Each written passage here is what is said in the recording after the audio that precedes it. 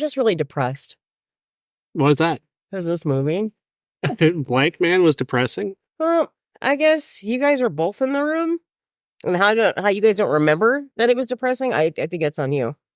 Wendy's drive-thru. Oh, yeah. At least I got a Frosty. Welcome to the I Hate Critics Movie Review Podcast. I am professional film critic Sean Patrick. Amy's here, kinda. I'm a professional Frosty eater. MJ's here, sorta. Hello. Find us on Facebook where Amy never does updates. Oh my God. Now that I've moved and settled in, I will open up my laptop and do that. Yeah, because you can't put updates on the tree anymore. Oh, I miss the tree. Yeah, if you try to find me out in Princeton, I'm not there anymore. So, I mean, the mailbox has a new address, or is it still in Colorado? It's still Pueblo, Colorado. Don't worry.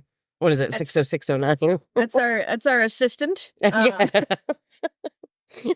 Please send things there, because they never show up here. You can only take home this podcast on Laserdisc.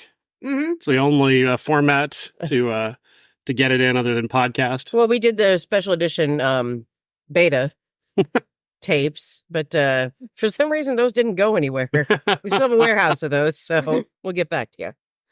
I think they might have stopped making the player. They may. That didn't stop us from producing them. No one said you were good at business. No one. Literally no one. This week's movie is Blankman, a 1994 comedy starring Damon Wayans and David Allen Grier and Robin Givens, in the story of a man who becomes a superhero. Oh, that's what the movie's about. Yeah, okay. I will say this. It does put into perspective the fact that Mo Money was not a bad movie in comparison to Blankman. People said a lot of shit about Mo Money. Great soundtrack. More money, more problems. That's where that came from. That's a funny statement from the 90s. Oh my God. You'll never understand. You weren't there. I've heard that phrase a lot. Really? Mo Money. Yeah. Yeah. I've seen it a lot on TV show episodes as well. I don't know. It might have been in other media too. I don't know. No, take the word of white people. We know where it came from. Yes. Yes. We are not appropriating any culture whatsoever. Not at all. That's why this podcast is brought to you by the Pontiac Fiero, the Damon Wayans of cars. Ooh. Mm-hmm. So that's very mean. Wait, no, that's mean to the Fiero.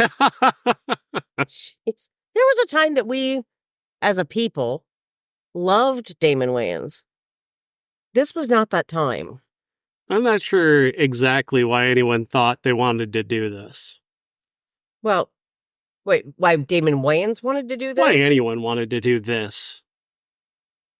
And I know why Mike Binder ended up doing it. He's the director, and I think he might have written it.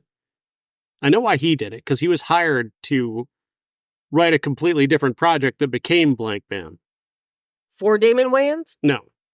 It was for somebody else. It was for Howard Stern. Are you fucking serious? This was supposed to be Fart Man. No. This was supposed to be Fart Man. This was supposed to be Fart Man.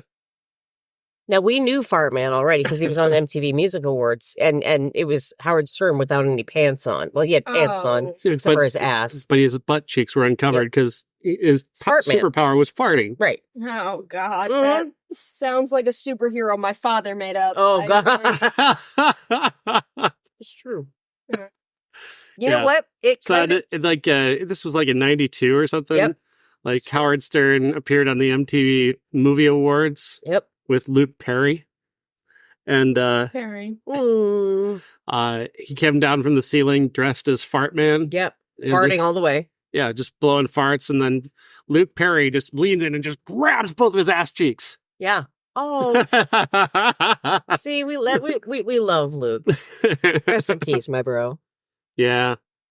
So yeah, there was a whole thing where they it was so positively received that they thought, maybe we'll make a movie of Fart Man. So they hired Mike Binder to make a script for Fart Man. And then Howard Stern's like, I'm not going to be a fucking Fart Man. It was a joke, dude. Oh.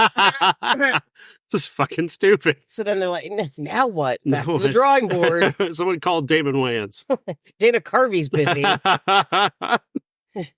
So let's get Damon Rob Wayans. Schneider doesn't exist yet. Oh, yes, he does. And that wasn't our fault. That was somebody else's fault. Did you see his daughter, by the way, just totally destroying him? What is Elle, with these right wing knows. guys that like they can't have their they can't talk to their children properly? Like Elon Musk keeps getting roasted by his kids, Mhm. and now Rob Schneider's getting roasted by his daughter. It's because Elle's awesome. And you know what? Again, she shouldn't have to apologize to us about her father. You know what I mean? But she is. She shouldn't have to. You know what? You don't have to, but thank you. And we take that into consideration. Yeah. Rob Schneider can go fuck himself. Oh, is he on the cut list? Oh, God, I'm pretty Probably sure he is. a couple times. Probably a few, like, several times back. I love If you've never seen Maggie Mayfish's video comparing Rob's sitcom to Tim Heidecker's stand-up, Yes, it's special. brilliant. Oh, it's brilliant. It's so fucking great. So great. I still can't get over that Chevy Chase is on here twice. And then I'm on here under Jeremy Piven. What? I don't know why. Dave Chappelle. Rob Schneider, one of the first on the first page of our All cut right. list. There you go. Yep. There it is. That makes sense. Yes. Tempted to put Mike Binder on here just because this movie hurt me in ways I can't. But Share. he created the TV series The Mind of the Married Man. Well, here we go. Mike Binder. Here we are. What a dumb fuck. What did they do in that show? They just went golfing? Like it was just Ray Romano and Andre Brower just going golfing and talking about their lives being married? Ooh. It's men of a certain age. Is that what that is? Oh, wait, no, is that what that is? Is that what Maybe I'm thinking of the wrong show. I can't, like I ever watched that shit. Well, I know I didn't. Because I'm not a man of a certain age. I don't even know what I am of a certain age. So, that's fine. Yeah. MJ, why don't you tell us about Blankman? Of what you can remember of it. What was Blankman about? Oh, Blankman was a very horrible portrayal of a person that makes a lot of crazy gadgets Mm-hmm. and is very nerdy and lives with his brother and his grandma. He certainly has an aesthetic. Yeah, does he? Yeah. Yeah. It's nerdcore with with like Got glasses with a fork instead of one of the side pieces. Yeah, I loved those, actually. yeah. I loved those. IMDb trivia going a little too hard on that, I think. Oh, boy. Just to give you the idea here, they thought this was trivia, apparently, that he has a fork holding up his glasses, which that's not trivia, that's just a fact. Well, if you have eyes. Like, you don't, like, this is not a piece of trivia that you put into the trivia section. Unless you're blind. Or if you don't have many pieces of trivia at all. If you've got, like, nothing to add to the movie, then maybe. Fun fact. Damon Wayans' favorite color is blue. Ask us about more trivia from Blankman. But yeah, I had it here somewhere, but it's like, yeah, they put that in the trivia section that he has A fork from the side of his. Yeah, and I get it. Like, there's a lot of things where they just think doing something is a joke. Yeah. Yeah. But see, they don't live in 2024 where something like Zenny or Zlul, you can buy those glasses with the forks on the side. Like, you can get those frames now. Of course you can. Of course you can. You're making that up. No, it's true. There's all kinds of weird frames out there. You can get Weird anything names of on weird. glass. Yeah, exactly. Please run through glasses.com for us, would you? No, it's Zenny.com, Zlul. There's These like are a not bunch of different sponsors, by the ones. way. No, but like they all have the dumbest names, but the coolest frames. And I guarantee you, there's one on there. Names, coolest frames. They had ones that had like forks. I would wear them. I would wear them.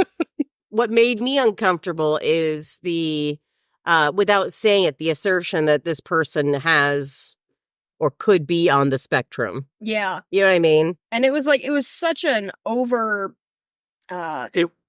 exaggerated, cruel, honestly, portrayal of that. Yeah.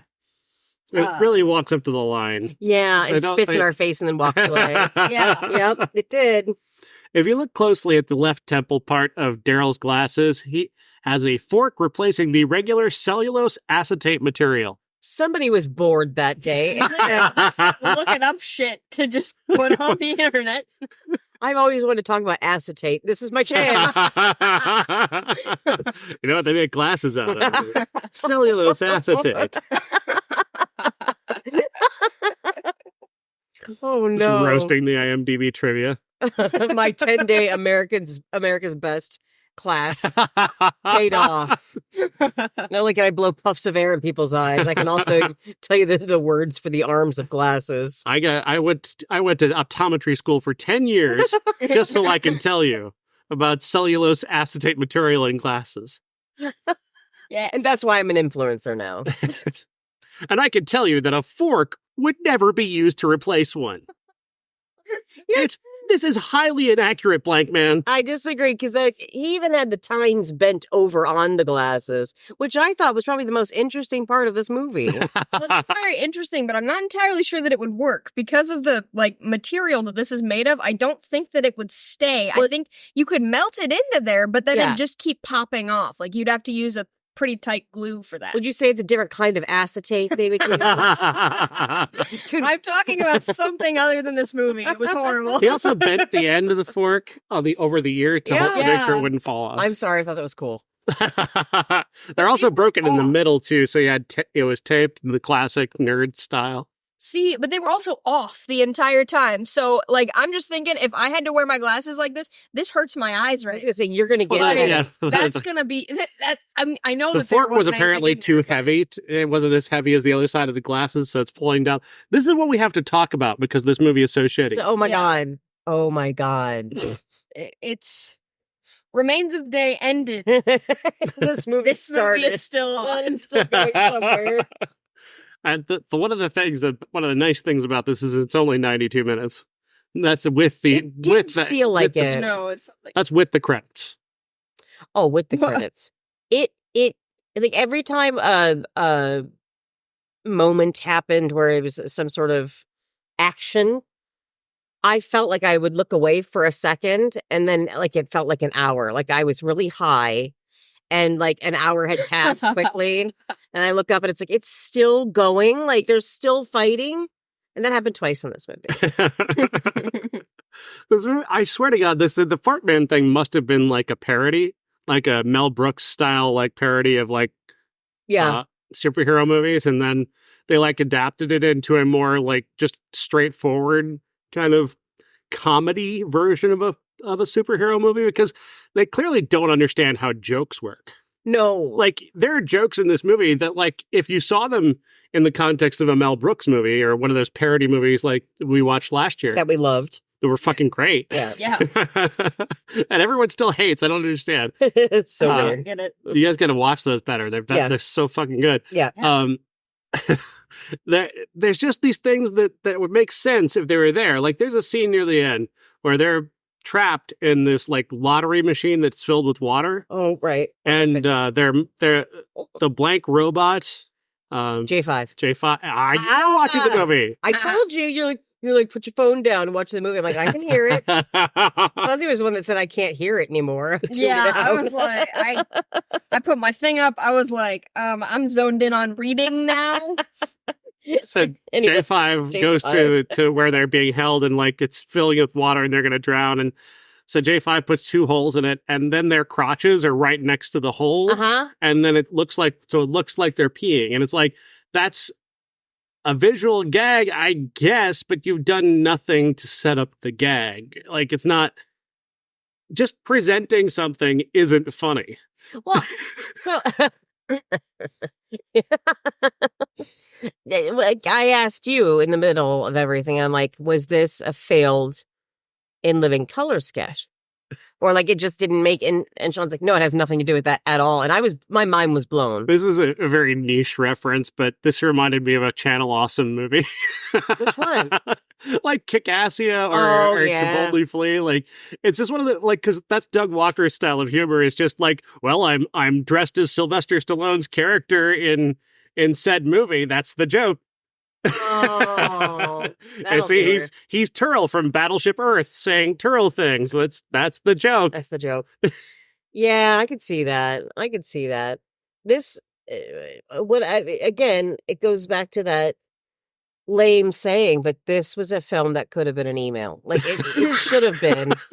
Just send me your idea, and then I'll put it in my trash because I'm not doing anything with it. I cannot. And I remember being like 17 when this came out and reading the scathing reviews. I mean, they were just like, this is the biggest piece of shit of 1994. I'm assuming you went in and read the reviews. Roger Ebert didn't even bother to watch it. Oh, what does that tell you? Nor did Siskel, I believe. I didn't see his. I was looking. I got a newspaper.com up here, and I'm trying to find. Like, I've been taking old Gene Siskel reviews off of there just because I want to read Gene Siskel, and there's really no collection of Gene Siskel anywhere. Right. So I've just been kind of going through and clipping his old reviews, and I could not find one for Blankman. I could really not find. I searched for most of this movie trying to find something on Blankman, and you couldn't find anything. Like, all there are TV listings. Like if you search, I searched Blankman 1994, figuring that'll bring up something. Not even Rotten Tomatoes, and it's all just TV listings. Wow. Because I mean, like late night talk show hosts were talking about like how bad this movie was. I remember that. God, Chevy Chase could have been one of them because he had Chevy back then. In 94? Yeah. And of course it was canceled because that was horrible too. God, nothing was good back in 94. Well, because he would have been in Blankman. He would have. You're right. There's not a lot of movies that Chevy turned down. I was just sharing with Amy an anecdote yesterday about there's this movie called Oh Heavenly Dog where Chevy Chase stars as Benji the dog. So he's like the boy. He dies and becomes Benji the dog. That's one with Stephanie Seymour. No, something Jane Seymour. Jane Seymour. Yeah. And Roger Ebert opens his review.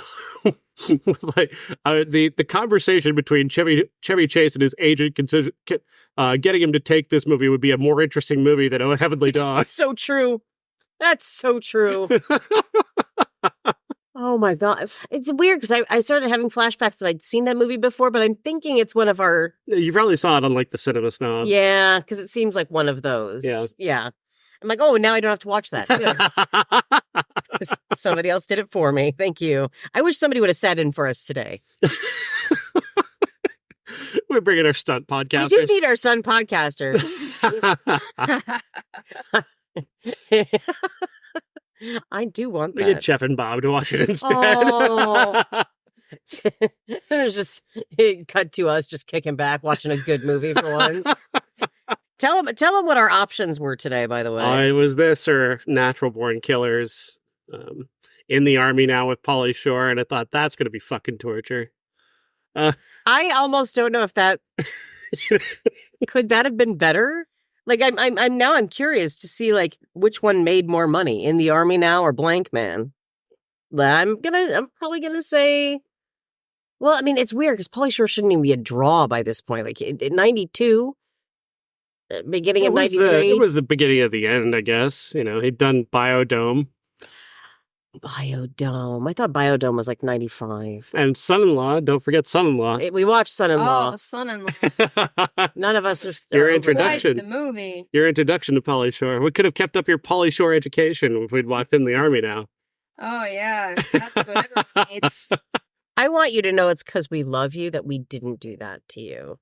Natural Born Killers, it's like I'm just not in the mood for blood today. I'm not in the mood for shooting and killing and dying. And Oliver Stone really sucks. I really hate Oliver Stone. He's the worst, man. I mean, he makes all these movies and he makes these like big promises in his movies where like he's making he made that movie about George W. Bush. That's going to be this big takedown of Bush called W, and it's coming out before the election, and people are like, oh, this could sway the election. It's like it was a shit movie that had said nothing about George W. No criticism at all, and nothing bold or interesting to say. It was just a fucking straightforward biopic. Then he's like, I'm going to make a Wall Street sequel. It's going to take down Wall Street. And then it was just like celebrating Wall Street guys. Like, it just. That's right. All it was like, it's just this completely compromised thing where he's just once again fetishizing Michael Douglas's character. And it's like, man, you guys, he's like one of those guys who thinks like Jordan Belfort from Wolf of Wall Street is like a real guru and not a fucking criminal. Right. Yeah, there's people that constantly post Joker memes. Right? If Oliver Stone were a millennial, he would totally be posting Joker memes constantly and attributing quotes that the Joker never said. Under pictures of the Joker. I love that shit. Oh, man. He'd be talking every day about his Andrew Tate documentary that he's making. I'm sorry. I think that'd be great. I think that'd be under his eye, Oh, my God. That could be interesting. Yeah. It's hosting an alpha male podcast with Ben Shapiro. I mean, if he wants to make some cash, I think that's the way to go for him. He's a time machine. God damn it. Wow. Yeah, so he's a hack. Total hack, yeah. If Tarantino had made Natural Born Killers, I'd be interested. I think you're right. And actually, Fuzzy would be too. I would be too. Yeah. Way more interesting, way more what was the TV show that we saw Tarantino on the other night? Hidden Girl. That's right. He was on the All American Girl. Yeah. With Margaret Cho. Yeah. It's great to see him. I love that. Oh, Quentin. Oh, let's see. Michael Mills, the writer for the Post Beach Palm film writer. Uh-huh. That'd be confusing with Mike Mills from REM. He gave this movie a 1.5 stars. His headline, Wayans film Blankman fires too many blanks. A joke fit for this movie. Oh, he's a small town reviewer. Most film critics don't write their own headlines in newspapers, just to be fair. I bet he did, though. Editors came up with it. Don't blame the editor for a bad choice. You film critics aren't always perfect. Hey. But we don't often write Blankman fires too many. It's true. I mean, the jokes are like blanks in a gun that just don't go off. Like, you get it. You get the joke. Did you get it? Did you get the joke? It's like that joke in the movie where Blankman sees a crime in progress and he needs a place to change into his costume. So he goes to a porta potty, but there was a big fat guy in the porta potty before him.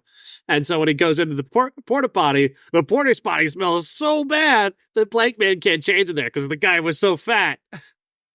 And he farted probably in there. What's interesting, listeners, is that Sean did that in the movie too. Yes. And I'm like, I didn't know if you got the joke or not. That the fat guy left behind a really bad smell. Have you seen the guy that explains all the jokes on Tumblr?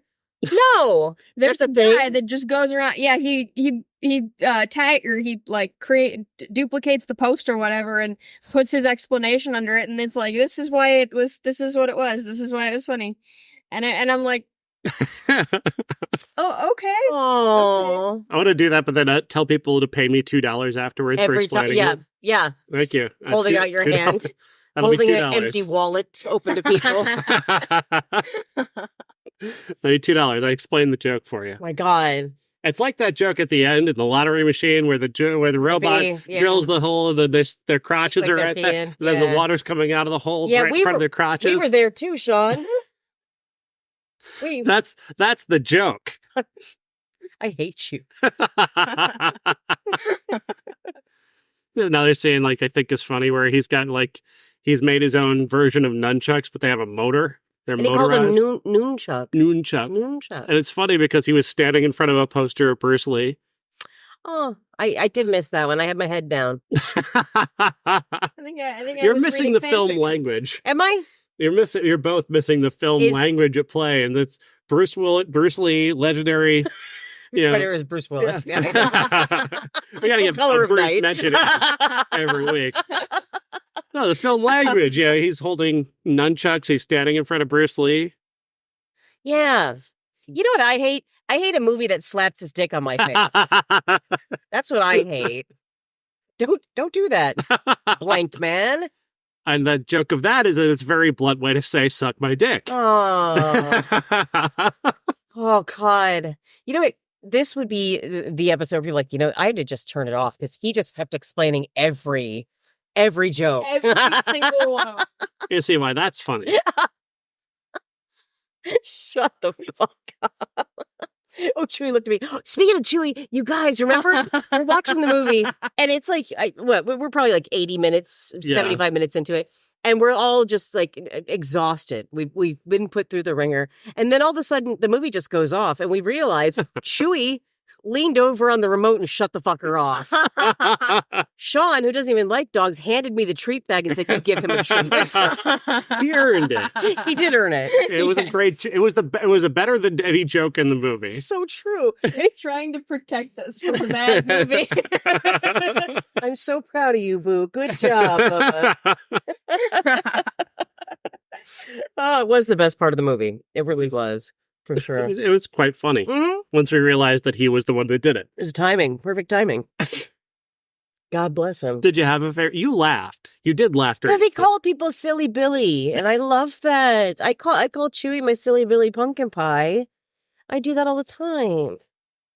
And you know what? I started using Silly Billy after Fuzzy got me into this Irish YouTube channel that had a little baby duck on it. And Baby Duck would always say, "You silly Billy." And I loved how he said that. And so I've been saying it ever since then. And then they kept saying it in this. And it's like, oh, I love Silly Billy. What was the accent that Wayans is doing in this movie? I don't know. White man? I don't quite know what he's going for. I'm pretty sure it's white man. Yeah. He did Silly a good job. Billy. Silly Billy. You silly Billy. Then, of course, the best gag in the movie, of course, is after Robin Givens falls in love with him and gives him a kiss.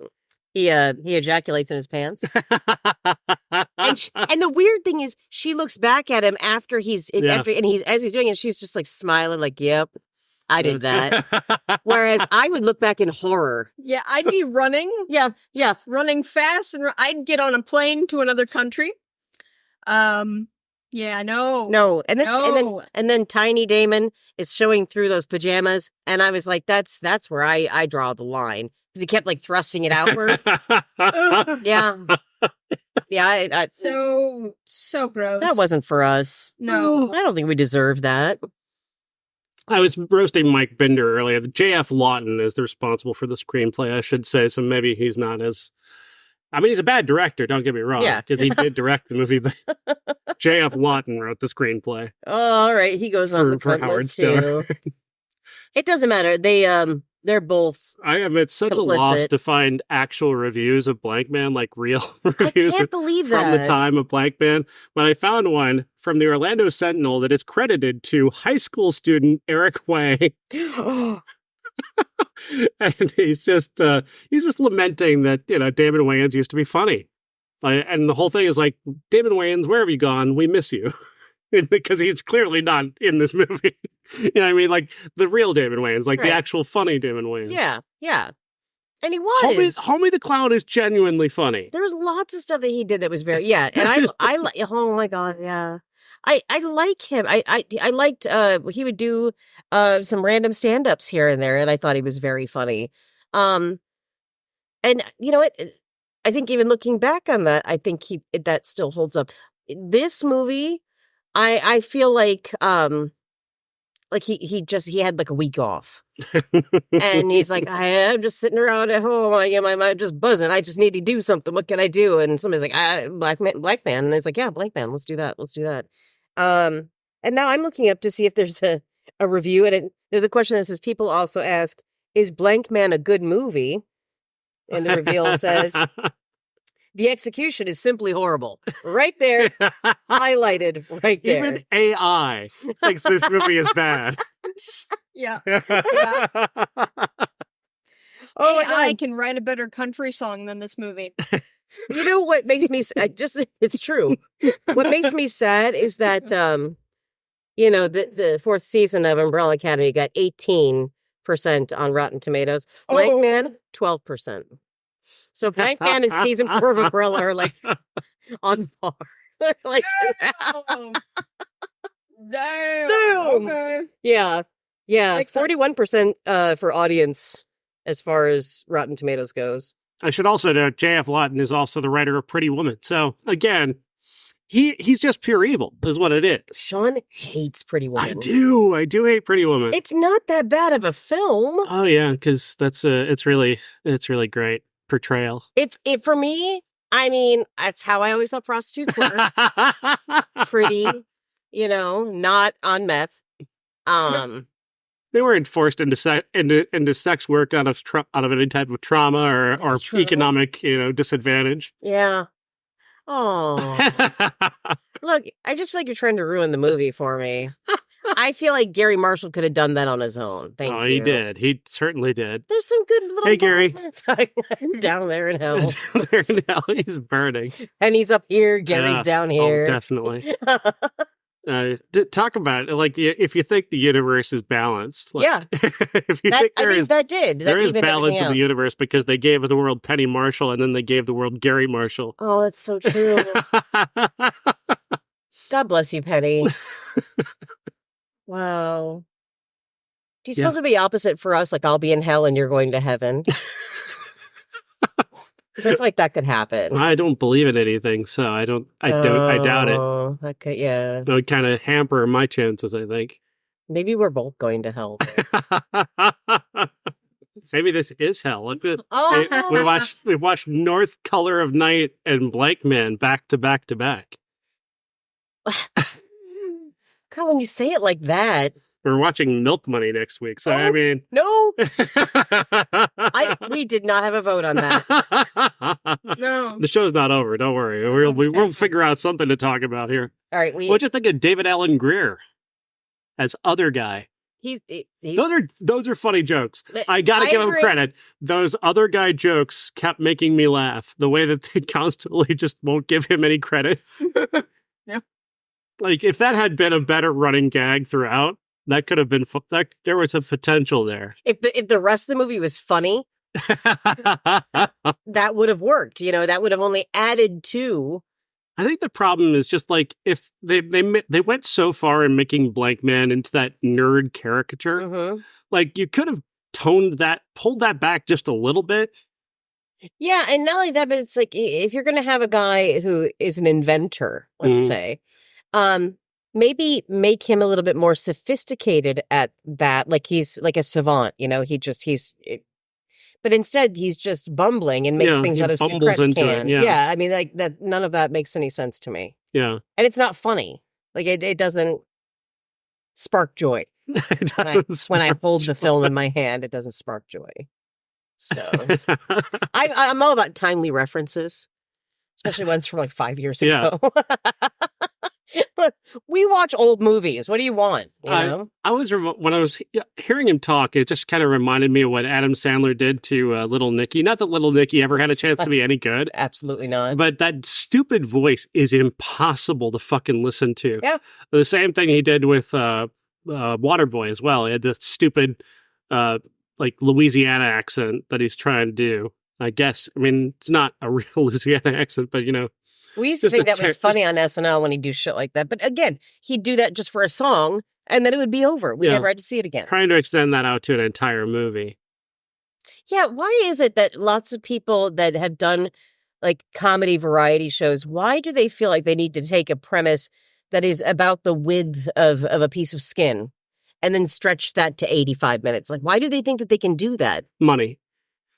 A big fat paycheck makes you think that this thing you did for 5 minutes can be a full length Wayne's World movie. Number 1 is the only one that I will give credit to. Wayne's World 2 is trash. It's absolute fucking trash. I know we talk about that a lot because we always get back on I hate Mike Myers thing. Yeah, he's awful. But that is true. But it just worked. It was funny. Then you do stuff like this and you have writers that just think, you know what, I've got a grain of an idea. We're going to make an entire movie about that one little grain. And that's why stuff like this happened and it sucked. But if they could attach a big name to it, and let's face it, Wayans at the time, I mean, he had cachet. Yeah. So It's just unfortunate. Because when was the last Boy Scout? Was that year before this? 92, 91, something like that. I mean, you've made better movies, dude. Yeah. Last Boy Scout is pretty trashy, but it's so much fun. It's so much fun. I have a great time watching it. Yeah. It's just fun. It's a fun movie. That one hit me just at the right time. Like, you have to be like a 16-year-old boy. Yep. to go, I love Last Action. Last Boy Scout. Yeah. Yeah. This is so funny. Unlike this film. No, which film critic in 1994, Jack Garner from Gannett News Service rated poor. Just feels Get right to the point there, Jack. like he doesn't want to hurt anybody's feelings. It's poor, you know. Poor. That's a good assessment. I agree. He compared it to a Jerry Lewis movie. Oh, Which, yeah, Jerry Lewis kind of did that too. Is where to be fair, just like his with the professor thing that he did. Like, was he the flubber guy or was that a different guy? The original, not the Robin Williams remake. Oh, I don't remember. Anyway, that was he would just take a character and he would just talking funny is the joke. Yeah. Because I mean, there's still people that do the Jerry Lewis lady, like that whole thing. Again, a man who took a voice and annoyed the rest of us for the rest. I mean, like his legacy will be still annoying us in our heads with that noise. As we love tangents, I got to go on a tangent. Have you heard that there's going to be apparently sometime before the end of this year, there may be a screening of The Day the Clown Cried? Are you not aware of The Day the Clown Cried? No. Oh, folks, we're about to have a moment. Oh, no. Lean in, everyone. Oh, no. If you know what this is, and Amy and MJ do not, prepare yourself. So, I believe it was like the early 1970s. Jerry Lewis decides that he's going to write, direct, and star in a film set in a concentration camp in which he plays a clown who leads children into the gas chamber.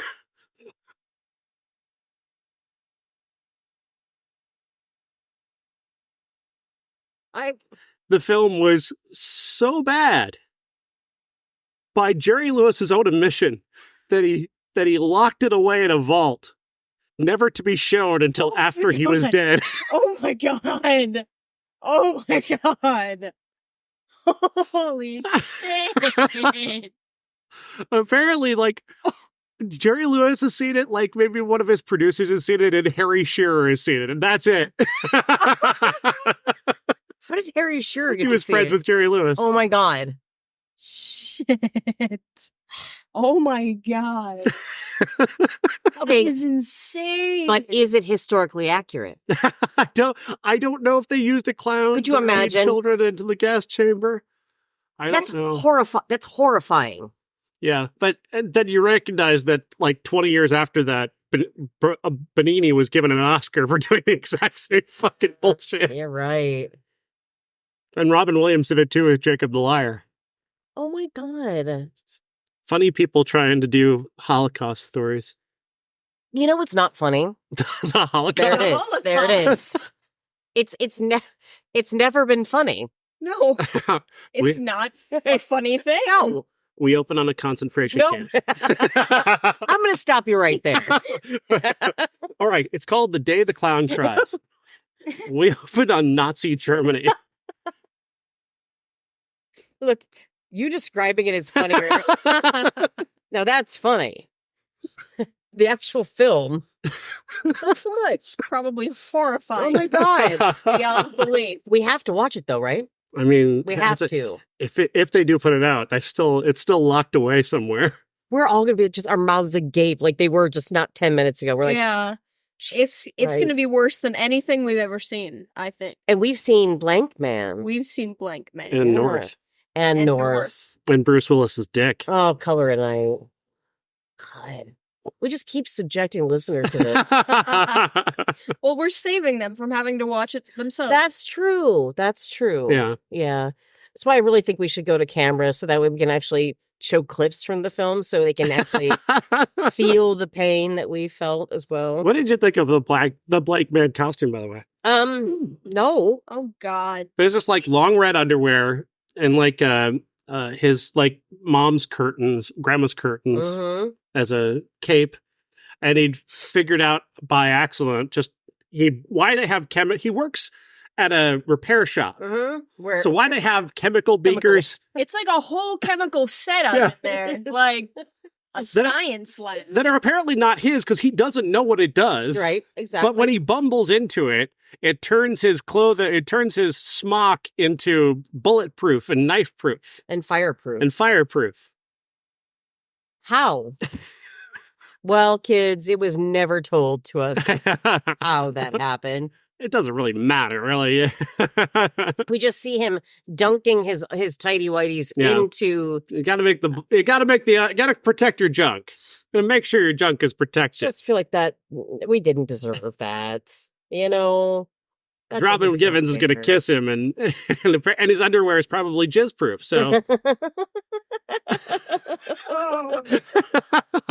Oh God. Oh no. You're welcome. Yeah. I didn't say thank you. Notable IMDb trivia once again. When David Allen Grier puts on the costume that Damon Wayans made for him, it comes with a Michigan sweater. And David Allen Grier and the director, Mike Binder, both attended Michigan University. I think sometimes when people tell me fun fact or movie trivia, what they mean to do is hurt me. Yeah. I'm going to push out something really important in my head, and I'm going to remember. It's only finite space in there. Yeah, exactly. It's just something. A memory of mom. It's gone now, because now David Allen Grier, who went to Michigan, is in my head. God damn it. I miss my childhood.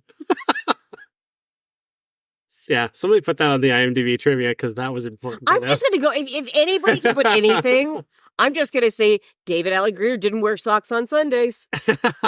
I mean, if you could put anything in there. Apparently anybody can. Yeah. It's Wikipedia-like. Anybody can say. I have always dreamed of going on Wikipedia, just putting random things on people's pages. Yes. Like really, like nothing hurtful, nothing that would but just something odd. You know what I mean? Yes. Like random people were abducted by aliens. Yeah, exactly. Another funny thing, just a complete tangent, but Alison Pregler, Movie Nights, Baywatching, on YouTube, she noted that somebody went into the IMDb page for watch episodes and changed the description to be her description. So it says the Night Puncher strike. The Night Puncher is a character she came up with for Baywatching. Not the Night Puncher. I remember the Night Puncher. Wow. I'm here for that. So, if you want to change the description, what would be your Blankman description? Oh, my God. Oh. Who tries to murder thousands. Oh. Director murders comedy. Oh. Wow. No, those are both horrible. Damon Wayans and David Allen Grier fail to rescue comedy in Blankman. What were they trying to rescue it from, though? I mean... John Polito. Mediocrity. It didn't work. John Polito. There's a lot of unnecessary killing with guns in this movie. I wasn't expecting that. The mayor blows up. His grandma gets fucking by an AR-15. gunned down. Yeah, what the... Yeah. It was very violent. Very violent. Wait, the mayor got blown up? Yeah, in the bank robbery scene. So he did die? Yeah. Oh. And they blamed Blankman for it. That was the false crisis before the false dawn, and then the real crisis and the real dawn. Oh, I remember you saying stuff like that. And I was thinking, where's my Frosty? I wanted my Frosty. It's a screenwriting terminology, is that you come up with a false crisis. Right. And then you create that's to set up the real crisis. So you do a false crisis and then everything's okay. And then a real crisis where everything's going bad. And then the real dawn where everything is okay. Is that like Breaking Dawn? It's like the third act of a movie. Breaking Dawn. Breaking Dawn was the third movie, right? I don't know. It happened immediately after New Moon. It really did. All I did was write several 1,000-word movie reviews of those movies 15 years ago. I have no memory of what order they came out in. Oh, I do. I had a problem. Why wasn't Damon Wayans in Twilight? He would have been a great Twilight character. Actually, I would have rather seen What him. if Blankman fought the Volturi? Oh God! Can we just take Michael Sheen out of those movies? Just take him, set him over here, and say, "Here, honey, you just wait. We've got a bigger project for you." And then just put Damon Wayans in as the head of the Volturi. That would have been fine. That would have been fine. Michael Sheen's really bad in those movies. Michael Sheen he's like prancy. You know what I mean? Prancy. He's just like, he's a dandy. Yeah. Right? He's definitely a dandy in it. And just the looks on his face is like, God, I just want to kiss Aziraphale and say, I'm sorry, honey. This is where you started. Because he's got that little proper, but he's evil. Yeah. God, why are we talking about that movie? Because it's Blankman. What if you put the Twilight movies and the Blankman movies together? Oh God! Could you imagine the battle scene at the end of everything? It's like just Blankman and then wolves, vampires. I would watch that movie.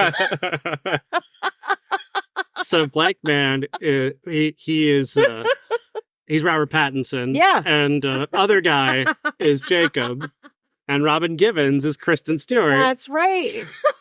Oh, I love that idea. It would make Edward Cullen a lot more vulnerable, I think. Wouldn't it? Not as broody. Just be screaming in a high-pitched voice half the time. Whenever There's he gets so many hit. fight scenes. Because he gets hit, he's like, ah! He keeps doing that noise. Didn't somebody call him Susan at one point in the movie? I'm like, why does that stick in my head? So he called him Susan. He was getting beat up and somebody goes, somebody help that lady.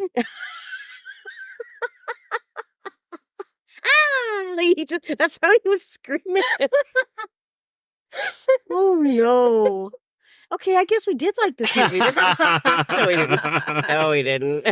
Not laughing with the movie. We're laughing at the movie. To help our own We're not. sanity. It's like, just let it go. Let it consume you. It just reminded me of Umbrella. I know. Yeah, It's just like, let it take you. Let it take you. I wanted it to take me after this movie and after the season. So, just come and take me. Look, Weird this bag movie creature. and that season didn't exist, okay? Mhm. We're just going to say that we never saw it. And Blankman, no one watched it but us. So, we're the only people that know about it. And then the people on IMDb and maybe Rotten Tomatoes. You got to give it to Robin Givens. She committed to this performance. She usually does, though. That's the thing about her. And you know what? I was thinking about her because back then, late 80s, early 90s, people would say how difficult she was to work with. Well, it just happened to be that she's extremely talented, beautiful Black woman who I think, again, always committed. One of my favorite roles of hers is Boomerang. She's a ball buster in that movie. But everybody thought she was such a bitch. So she was actually a box office turnoff many times. Like, oh, yeah. She was married to Mike Tyson. She's very difficult on set, that kind of thing. And that kind of ruined it, just because she happened to be as powerful as she came off to be. In this movie, she was rather soft. You know what I mean? Was so impressed that she could act as well as I would not Alongside have been able to do that. I wouldn't have been able to look at somebody doing that dance and be like, oh, look at his little penis. And you just like giving him a knowing Mr. Miyagi nod. What is that? Yeah, good. Do you think that was a stunt penis? I hope so. Did he actually just pop wood for that scene? You know what? stunt The stunt penis. David Allen Grier's got a really big finger. That's a joke in this movie. That's a joke in this movie. It is. Somehow they Blankman and his brother Kevin, because he's not other guy yet. Right. They go and they rescue a woman who's trapped in an elevator, and the woman's pregnant. And she gives birth right there, and Blankman helps. And instead of grabbing David Allen Grier's hand, she grabs his dick, and then she says, "You've got a really big finger." And I'm sorry, part of me, like a 7-year-old, laughed at that. Inside, I think the part's just like, God, I'm so stupid. But I mean, I had a couple moments like that where I was like, oh my God, this is kindergarten humor. but yeah, I mean, the thing is like, I'm sorry. For those of you who haven't reached down a man's pants, you do know what you're grabbing at through denim. I'm sorry. It doesn't feel like a finger. That's like in 40-Year-Old Virgin when Steve Carell says that her breasts are like a bag of sand. It doesn't feel like that. That's all I'm saying. So she definitely knew that was not his finger. She also has one of those pregnancies where once the baby is out, you She just loses all the weight. Yeah, you totally... It's fabulous. You go back to being skinny. Not losing any blood or any afterbirth. No blood or anything on her. You know, yeah. She didn't poop in the elevator. Miracle pregnancy. That's great. Are you okay? Of all the things they didn't leave in this movie. Right? God. They went for every other juvenile piece of humor. I'm a little shocked they didn't go that far. Like, they really were trying to get the male teenage market in 1994. I really feel that way. Like, nothing was marketed towards people my age, aside from Clueless, but that wouldn't come for another year. So, I don't know. It felt very, all of it's... Calculated. Yeah. And, just male-coded. Toxic male-coded. That's how I look at it. What? Are you okay? Your face looks upset. No, it's not upset. I'm trying to remember something because I caught a memory in my head and I can't figure out what the show is or the movie is or whatever. But so it's not this movie? No, there was something that was in my head that I was like, where is that from? And now it's gone. I can't. Well, I can hear. I know what was said, but I don't know who said it. You know what? It's because Allen Grier went to Michigan.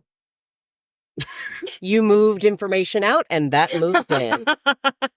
I'm going to blame that for everything now when I forget anything. Grier went to Michigan. There it is. Anything on a test this year? I'd be like, dude, David Allen Grier went to Michigan. Just bring that up at any family holiday time. Now that you said it 3 times, it's going to be It's you're going there. to retain it. You're going to look at David Allen Grier on TV and he went to Michigan. I'm going to see a green sweatshirt with white writing that said Michigan. I'm never going to forget that. You know what? If we ever do get popular and we have merch, we should put him on a t-shirt and just write David Allen Grier went to Michigan. So great. Thank you, IMDb trivia. Yeah. Let's see. Chris Williams made his film debut in this movie. And that is... I have no idea, but it's in the IMDb trivia. Not Chris Williams. The Chris Williams. The Chris Williams. He's in this movie. God, I hadn't heard that name at all. In ever. What else? From the IMDb trivia, the woman who played Grandma Walker, the grandma to David Allen Grier and Damon Wayans, was only 8 years older than David Allen Grier at the time. Wasn't she on Where in the World is Carmen Sandiego? I think that's her, yeah. She was the one that, would like... She was like the chief. She liked to open the show. Yeah. I thought that was her. Yeah. I always liked her. The director's in the movie. Yeah. He plays the psychiatrist. I remember you pointing him out. And I remember thinking... That guy looks like he directed this movie. You know, that guy just speaks director to me. It was Lynn Thigpen was the actress's name. Oh, that's right. Because she's one of those classic character actors, too. You've seen her in a lot of shit. But man, her ass she was getting blown away in this. That blows my mind.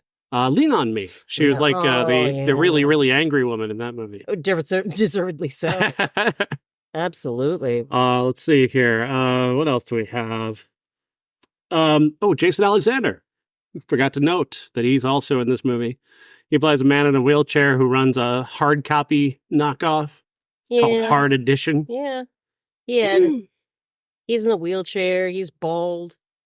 Very obvious bald sergeant. What happened? I don't know the technical specifications of how Netflix does a transfer. The transfer on this is so bad. So bad. The colors are all it's just weird.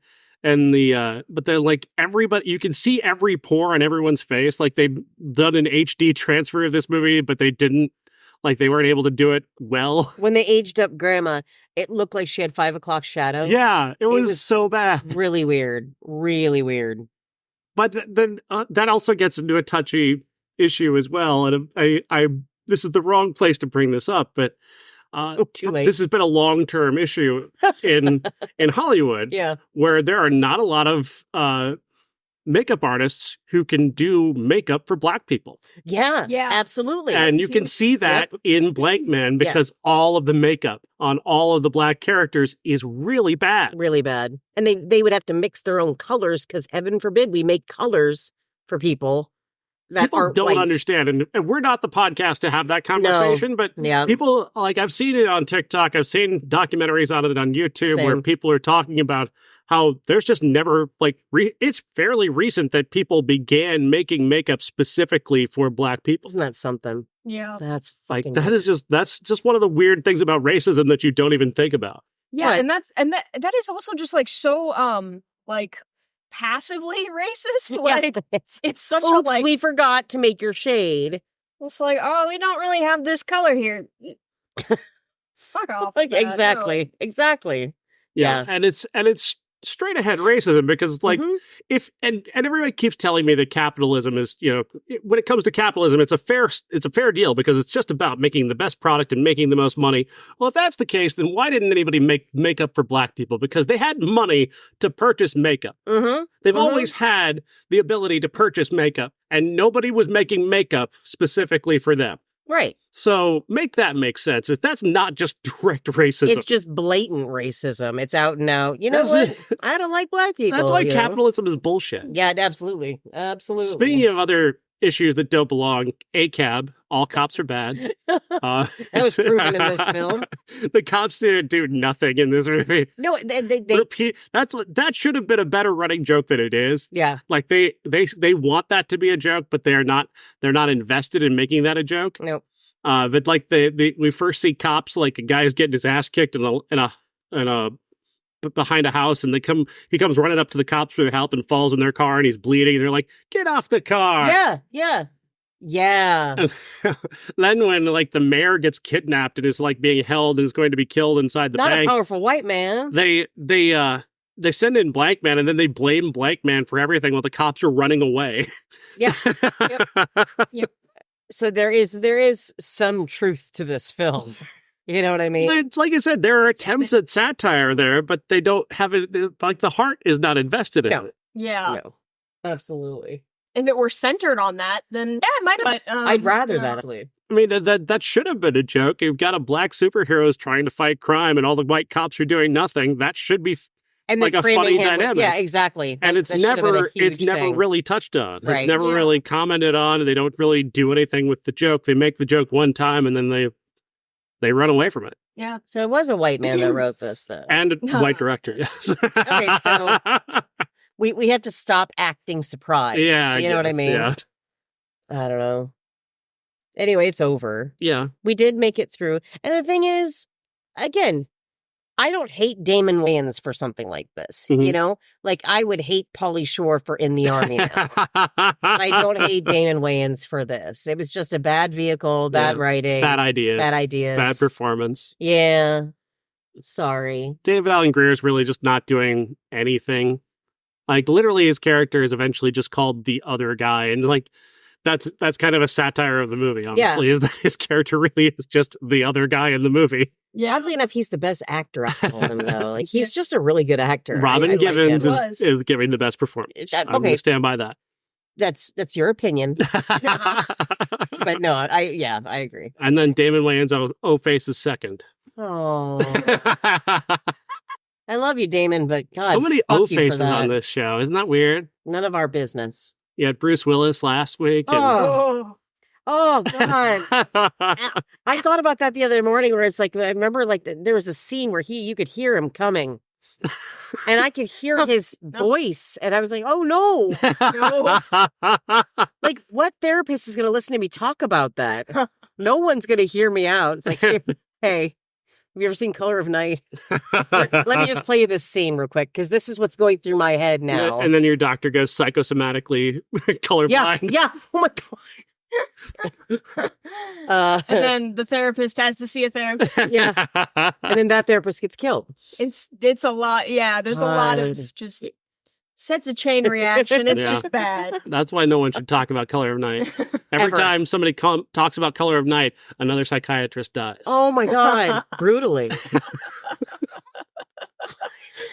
It's like Candyman. Yeah. You know, you just don't say it. Don't say Candyman. You just said it twice. Oh, shit. It's all right. It's all right. You have to say it 3 times. In a mirror. I thought that was Beetlejuice. No, Yeah. not in a mirror. Beetlejuice is not in a mirror. You No, just say it. Candyman's in a mirror. Candyman's in a mirror. That's Isn't right. it? Yeah, it is. Or is that Bloody Mary? Bloody Mary's. Same thing. Well, so is Candyman. Oh, okay. Yeah. You've said it 3 times now. You're Fuck! dead. God. I had things to do. I start my job tomorrow. Shit. Next week, Milk Money. No.